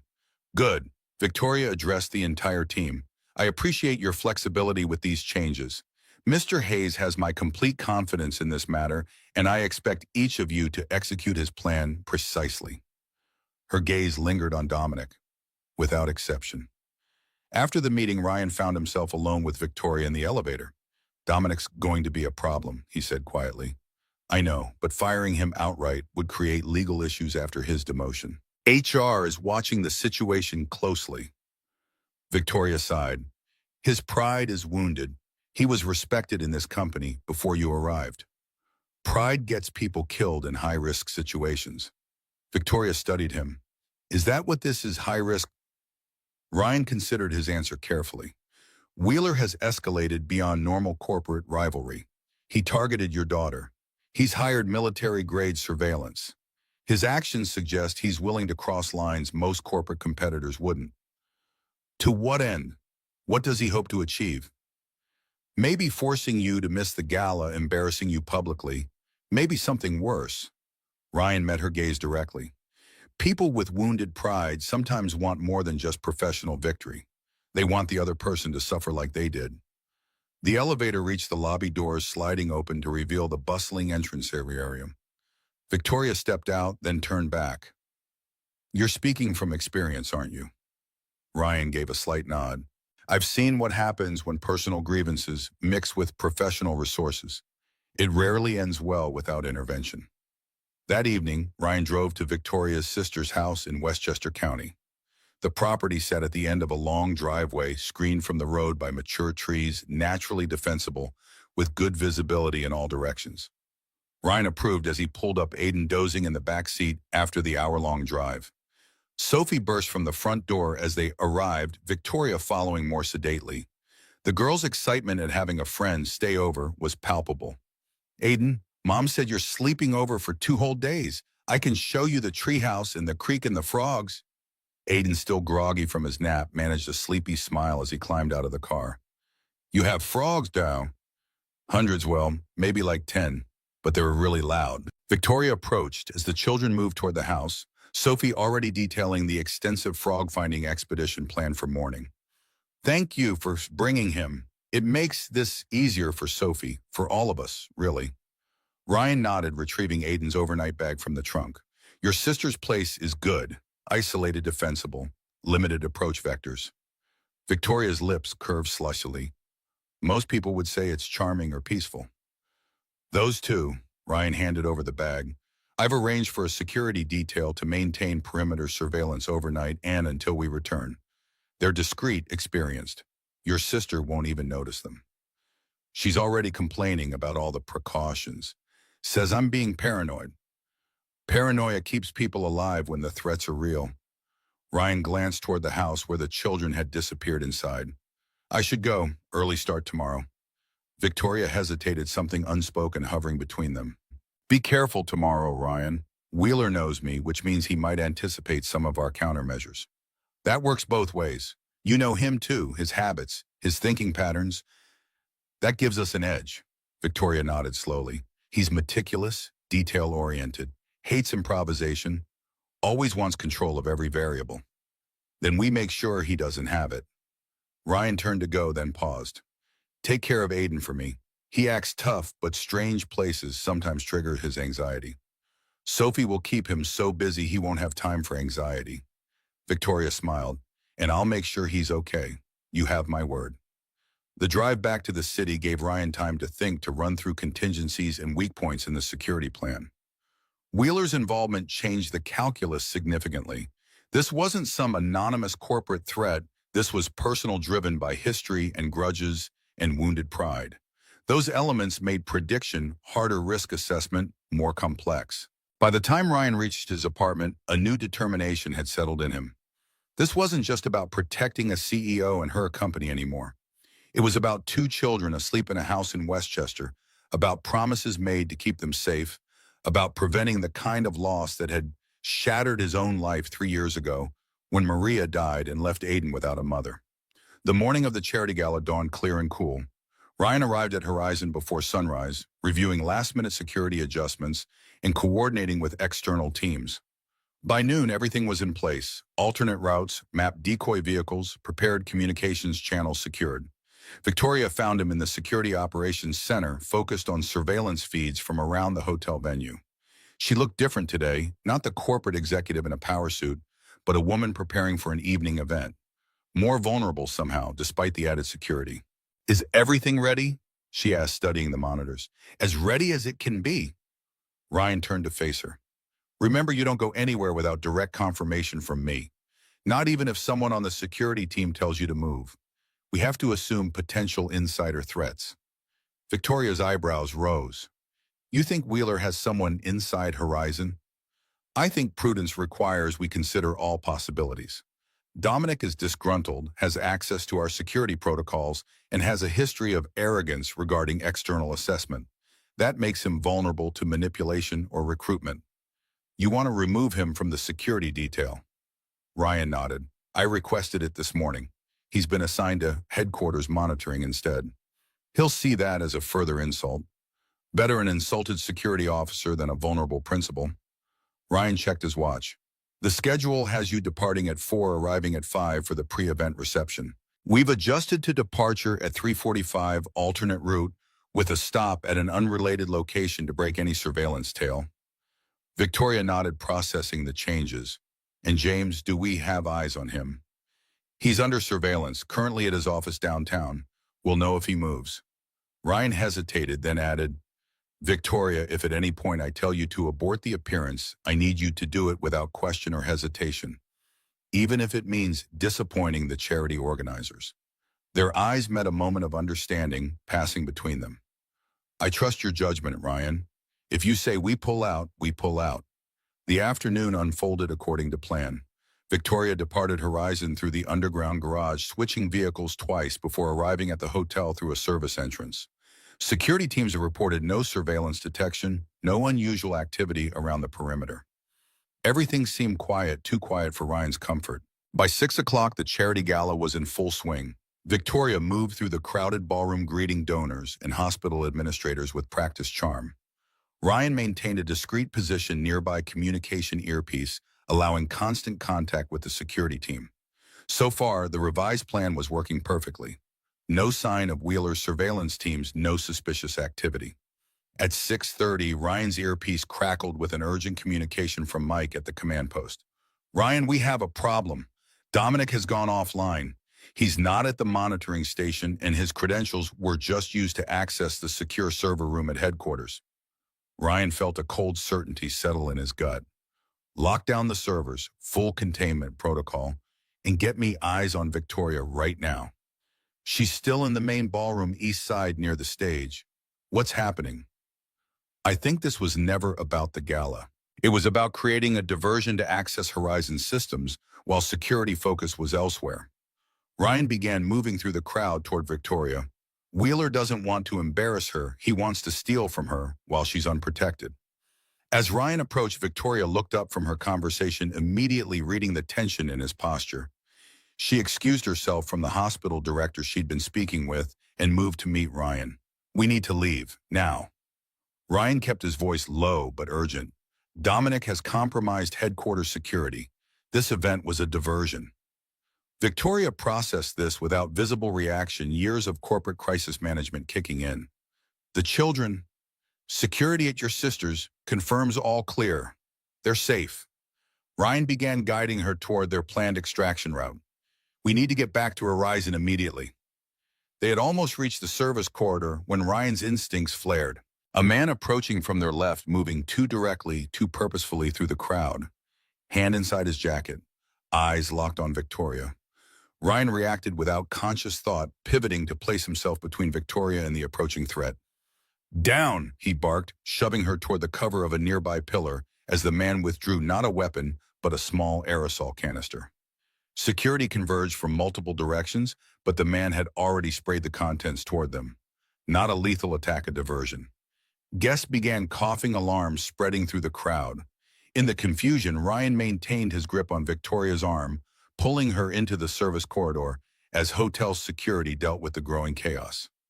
Chemical agent, Victoria asked as they hurried down the corridor. Likely just CS gas or pepper spray, enough to create confusion, not meant to cause serious harm. Ryan keyed his radio. Team Alpha, maintain perimeter security. Principal is secure, moving to extraction, point Bravo. They exited through the hotel kitchen, emerging into the loading dock area where their backup vehicle waited. As Ryan helped Victoria into the SUV, his phone buzzed with an incoming call from Jennifer. Ryan, we have confirmation. Dominic used his access to insert a data extraction program into the R&D servers. It's pulling proprietary research files and sending them to an external server. IT is trying to stop it, but he used his legitimate credentials. The system thinks the access is authorized. Ryan started the engine, pulling away from the hotel as police vehicles arrived at the main entrance. Is Dominic still in the building? No. Security footage shows him leaving 20 minutes ago. But Ryan, he's not alone. The facial recognition system identified James Wheeler entering through the loading dock during the shift change. He's in the building. Victoria, listening to Ryan's side of the conversation, went pale. He's at Horizon now. Ryan accelerated, weaving through evening traffic with practiced precision. Jennifer, full lockdown. No one enters or leaves. Activate emergency protocols and have security converge on the R&D floor. We're 15 minutes out. The drive back to Horizon became a tense race against time. Victoria made calls coordinating the emergency response while Ryan focused on getting them there as quickly and safely as possible. Neither spoke of the obvious, that Wheeler and Dominic had orchestrated an elaborate plan to steal Victoria's research while simultaneously humiliating her at a public event. When they arrived at Horizon, the building was in full security lockdown. Emergency lights pulsed in the underground garage as Ryan parked near the executive elevator. Stay behind me, he instructed Victoria as they exited the vehicle. We don't know where they are or if they're armed. The elevator required Victoria's biometric scan to operate during lockdown. As they ascended toward the executive floor, Ryan checked his weapon, a precaution he'd hoped wouldn't be necessary. The R&D lab is on 27, Victoria said as the elevator climbed. The quantum encryption project is what Wheeler would be after. It's years ahead of anything his company has developed. The elevator slowed, approaching the executive floor. Ryan positioned himself to exit first, senses heightened and focused. As the door slid open, he scanned the darkened reception area, illuminated only by emergency lighting. Clear, he murmured, motioning for Victoria to follow as he moved toward the corridor leading to the main office suite. They had almost reached Victoria's office when a figure stepped from the shadows. Dominic, a tablet computer in one hand and what appeared to be a small caliber pistol in the other. Stop right there, Dominic said, voice tight with nervous energy. Both of you. Ryan assessed the situation in fractions of a second. Dominic's stance, his grip on the weapon, the distance between them, potential cover options. You don't want to do this, Dominic. Security is already converging on this floor. There's no way out. There's always a way out for people with leverage. Another voice, smooth and cultured, as James Wheeler emerged from Victoria's office. Unlike Dominic, he projected calm control, the confidence of someone who believed victory was already secured. Hello, Victoria. Surprised to see me? Victoria's expression hardened. Not particularly. Corporate espionage seems right up your alley, James. Always taking shortcuts instead of doing the actual work. Wheeler smiled, the expression never reaching his eyes. That's rich coming from you. We both know whose algorithms built the foundation of your precious company. Algorithms I never received proper credit for. The courts disagreed, Victoria replied coolly. Multiple times. Wheeler's smile tightened. Courts can be wrong. History, however, will correctly record who developed the quantum encryption breakthrough. By tomorrow morning, North Point Technologies will announce a major development in the field using research we've legitimately acquired. Ryan maintained his position slightly ahead of Victoria, eyes tracking between Dominic's weapon and Wheeler's position. Theft isn't legitimate acquisition. And who might you be? Wheeler asked, noticing Ryan properly for the first time. Security consultant, Ryan replied simply. Wheeler laughed. Ah, yes, the warehouse worker turned hero. I've read about you. Quite the fairy tale. Former military. I understand. Well, Mr. Hayes, even military training won't help you now. Dominic has been kind enough to grant us access to Victoria's most closely guarded research, and we're almost finished copying it. Ryan noted the tablet in Dominic's hand, likely controlling the data transfer. Why Dominic professional jealousy doesn't explain this level of betrayal. Dominic's jaw tightened. Try financial necessity. Wheeler's paying me enough to disappear afterward. Something Horizon's salary never would have managed. And the surveillance, the attempt at Sophie's school. Ryan kept his voice even, buying time as he listened for approaching security teams through his earpiece. Necessary pressure points, Wheeler said dismissively. I needed Victoria distracted, focused on personal security rather than corporate vulnerabilities. The surveillance teams were never going to harm Sophie, just create enough concern to divide Victoria's attention. Victoria took a step forward, rage breaking through her professional composure. You targeted my daughter as a distraction. Business is business, Victoria. You taught me that when you took sole credit for our joint research. Wheeler checked his watch. The transfer is nearly complete. In 5 minutes, we'll be leaving with the future of quantum encryption in our possession. Ryan heard the faint sound of movement in the stairwell behind them as security teams positioning for entry. He needed to keep Wheeler and Dominic talking, keep their attention focused forward rather than on potential approaches from behind. The building is locked down, Ryan pointed out. All exits secured. How exactly do you plan to leave? Wheeler smiled again, confidence undiminished. Executive helicopter pad, Victoria's private access. Dominic has been kind enough to provide all the necessary codes and clearances. A short flight to a private airfield, then overseas before anyone can stop us. Ryan assessed the angles, the timing. Security would breach the floor within minutes, but that could trigger Dominic to react unpredictably. The weapon in his hand might be small caliber, but at this range it was still lethal. James, Victoria said, her voice suddenly softer, almost conciliatory. This isn't you. Corporate espionage threatening children. You were better than this once. Wheeler's expression flickered, a momentary uncertainty crossing his features. You left me no choice. You took everything, the company, the patents, and the recognition. Do you know what it's like watching from the sidelines as you receive accolades for work we did together? Then let's talk about proper recognition, Victoria continued. A joint research partnership. Public acknowledgement of your contributions to the original algorithms. There are better solutions than this. Ryan recognized what Victoria was doing, creating a connection, humanizing herself to Wheeler, giving him a potential off-ramp from the escalating situation.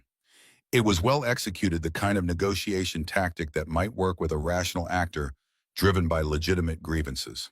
But Ryan had seen the coldness in Wheeler's eyes, the calculation behind his actions. This wasn't just about recognition or even financial gain. This was about power, about winning, about making Victoria feel the helplessness he had experienced. Dominic shifted nervously, glancing at Wheeler. The transfer's complete. We need to move. Wheeler nodded, focus returning. Victoria, I'm afraid negotiation time is long past. We'll be taking the research and leaving now. Mr. Hayes, I suggest you step aside. Dominic seems rather tense and accidents happen. The security teams were in position now. Ryan could hear the soft communications through his earpiece. But a direct breach risked escalation, potential harm to Victoria if Dominic panicked. A different approach was needed. Before you go, Ryan said calmly, you should know the quantum encryption research you're stealing is worthless without the authentication keys stored in Victoria's personal server. Separate system, separate security protocols. A calculated bluff based on standard security practices for high-value intellectual property. Wheeler frowned, glancing at Dominic. Is this true? Dominic hesitated. I don't know. My access was limited to the R&D servers. Ryan pressed the advantage. The research is deliberately segmented. What you have is incomplete, useless, without the authentication framework. He turned slightly toward Victoria. Isn't that right? Victoria didn't miss a beat. Of course, basic security protocol for all our most sensitive research. What you're stealing is essentially just advanced documentation without the operational keys. Doubt crept into Wheeler's expression. The certainty of victory began to waver. You're lying, trying to buy time. Maybe, Ryan acknowledged, or maybe you're about to flee the country with incomplete research that will identify you as a thief but provide no actual competitive advantage. Quite a risk to take. Wheeler's composure cracked further. Dominic, you said the entire project was on the R&D servers. That's what I was told. Dominic protested, attention shifting from Ryan and Victoria to Wheeler. Security protocols aren't my department. In that moment of divided attention, Ryan made his move. A swift, precise strike to Dominic's wrist sent the weapon clattering to the floor. A second movement practiced countless times in training, and Dominic was on his knees, arm locked behind him in Ryan's grip. Wheeler lunged for the fallen gun, but Victoria was faster. A sharp kick sent it spinning under a nearby credenza out of reach. Security teams burst through the stairwell door, weapons drawn, surrounding Wheeler before he could react further. James Wheeler, you're being detained for corporate espionage, breaking and entering, and conspiracy, announced the lead security officer, securing Wheeler's hands behind his back.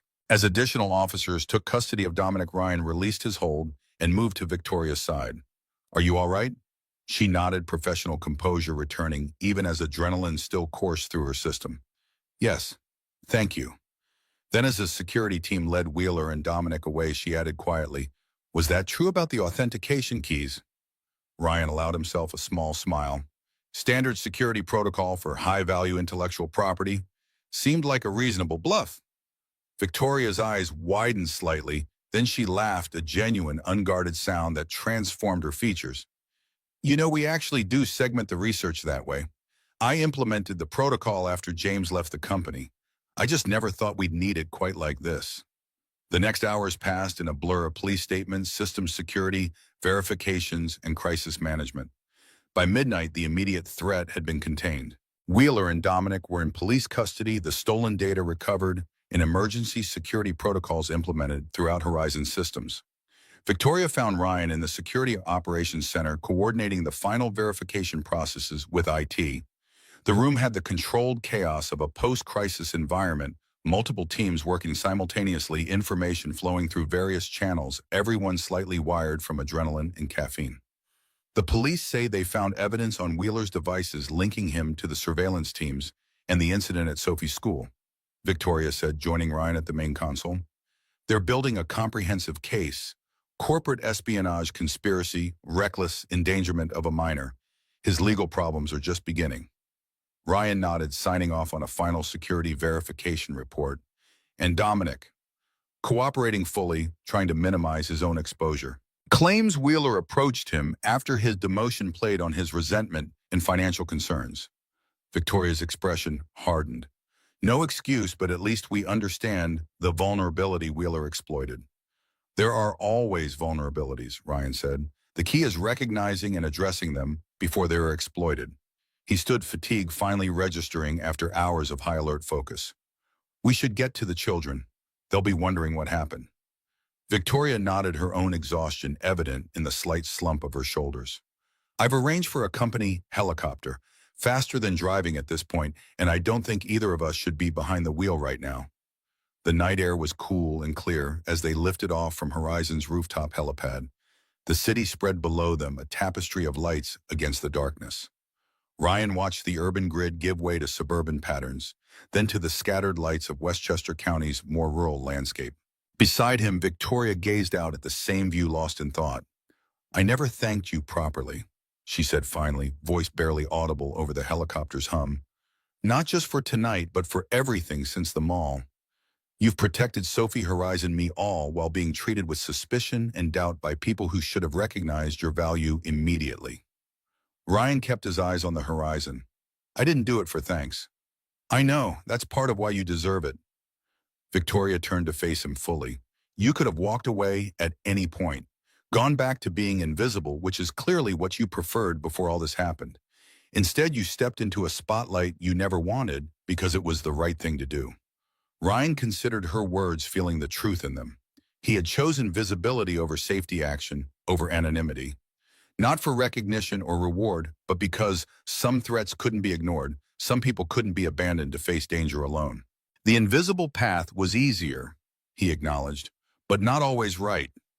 The helicopter began its descent toward the clearing near Victoria's sister's property.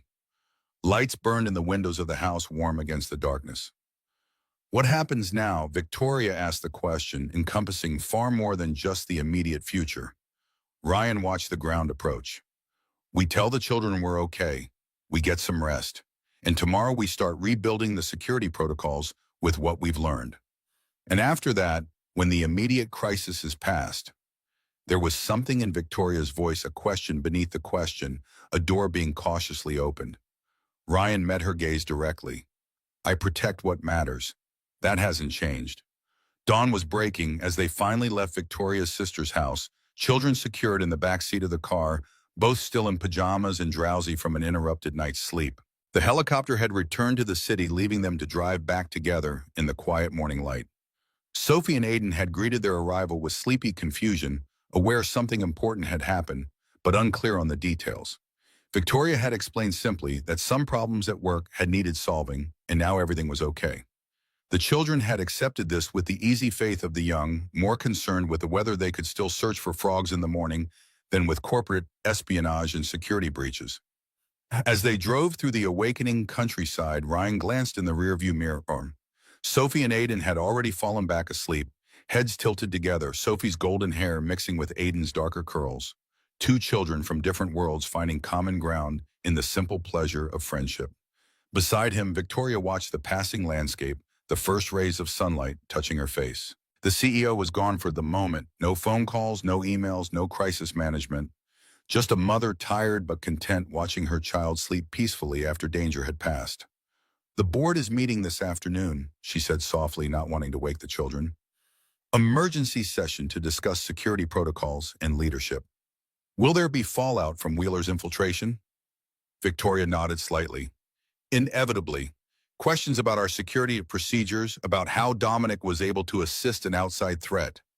Wallace will be particularly vocal, I imagine.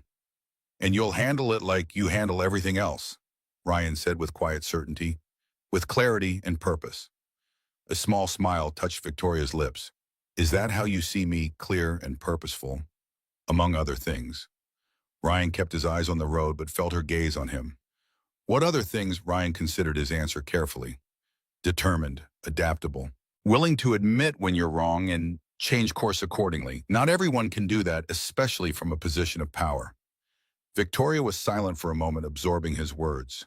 You see more than most people. Occupational hazard, Ryan replied, the hint of a smile softening his features. Noticing things others miss. They drove in comfortable silence for several miles, the children sleeping peacefully behind them, the morning light strengthening across the landscape. A new day after a night of crisis and resolution. Ryan, Victoria said finally, I'd like to create a new division at Horizon. Integrated security, physical, digital personnel. Not just guards and cameras, but comprehensive threat assessment and protection. The kind of approach you've been advocating since you arrived. Ryan glanced at her, sensing there was more to the proposal. I'd like you to lead it, she continued. Director-level position reporting directly to me. Full autonomy to build the team and protocols as you see fit. The offer hung between them, weighty with implication. Not just a job, but a commitment. A visible, permanent role that would pull Ryan fully from the shadows into the corporate light. It would mean no more hiding, Ryan said quietly. No more invisibility. Is that still what you want? To be invisible? Victoria's question was gentle but direct.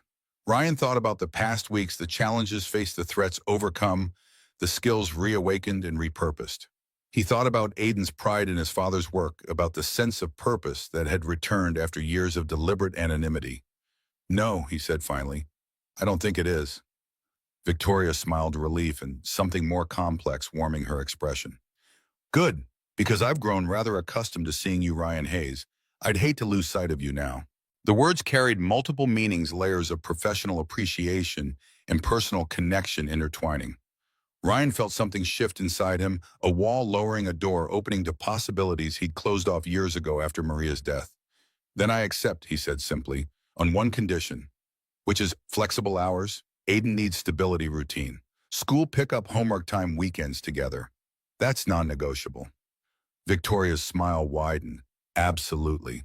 In fact, I was thinking of implementing a company-wide family-friendly scheduling policy. Perhaps you and I could develop it together as parents who understand the challenges firsthand." As they approached the city skyline rising against the morning sky, Ryan felt a certainty settle in him. The path ahead wouldn't be easy. Corporate politics, security challenges, the delicate balance of professional and personal boundaries. But for the first time in years, he was moving towards something rather than away, building rather than hiding. Beside him, Victoria made a quick call to Jennifer, rescheduling morning meetings to allow for rest after the night's events. Her efficiency was seamless, her authority clear, even in brief instructions. Yet there was a new softness in her manner, a balance of strength and humanity that Ryan found himself increasingly drawn to. In the back seat, Aiden stirred, blinking sleepily. "Dad, are we home yet?" "Almost, Bud. Just crossing the bridge now." Aiden nodded, then looked at the still sleeping Sophie beside him. "Can Sophie come over sometime? To our place. I want to show her my dinosaur collection." Ryan met Victoria's gaze, a question in his eyes. She smiled the gesture, reaching all the way to her eyes this time. "I think that would be wonderful," she said. "Maybe this weekend." "Yeah." Ryan agreed, something warm unfurling in his chest. This weekend would be perfect. The city embraced them as they crossed the bridge, morning sun glinting off glass towers and turning the East River to molten gold. Horizon's headquarters rose in the distance, its distinctive silhouette standing proud against the skyline. No longer just a workplace, but a nexus of new beginnings, of paths converging after long separation. Ryan Hayes, once invisible, now stood at the intersection of past and future, of duty and possibility. The Protector had found something worth protecting beyond mere survival: connection, purpose, and the chance to build rather than simply endure. As Victoria's hand briefly touched his on the center console, a gesture of shared understanding and possibility, Ryan knew with certainty that some journeys weren't meant to be walked alone. Some wounds healed better in the light than in darkness. And sometimes the greatest act of courage wasn't facing danger. It was facing life with all its uncertainties and promises, its risks and rewards. The invisible man had become visible at last. And in that visibility, he had found not vulnerability, but strength. Not exposure, but connection. Not an ending, but a beginning. The morning light strengthened, illuminating the path ahead, not a retreat into shadows, but an advance into daylight, side by side with those who had learned to truly see him.